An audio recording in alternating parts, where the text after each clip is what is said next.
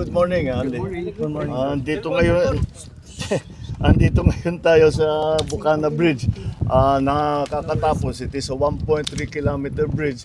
Kasama ito sa buong bypass na ginagawa around the Davao City. At ito'y sinasabi ang estimate natin na ang biyahe na dati halos 2 oras ay mababawasan, magiging mga 25 minutes, 20 minutes na lang. Kaya't malaking ginhawa. Lalong-lalo na ay ngayon na magpapasko tayo. Alam naman natin nangyayari sa traffic. Kaya ito ay magagamit. We will open the bridge on the 15th. December 15 gagawin na. Matatapos yung buong bypass by December 2027. So tuloy tapos na lahat ito all the way.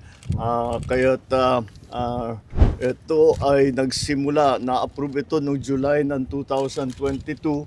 Nagsimula ito ng 2023, early 2023. Late 2023. I'm sorry, late 2023 kasi mga approval. At ngayon ay tapos na. Kaya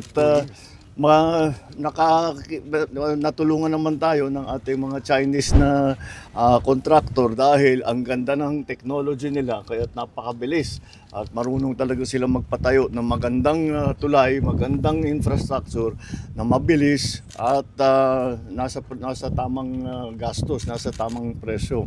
So this is one of the 4 major projects that our legacy projects that we will be finishing in Davao and its environs. So nakatapos na tayo, marami na tayong nabuksan na section dito.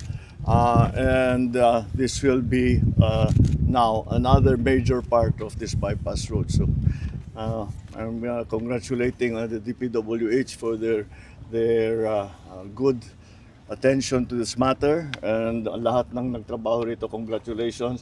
At we're looking forward to December 15 kung kailan meron ng dadaan na traffic dito.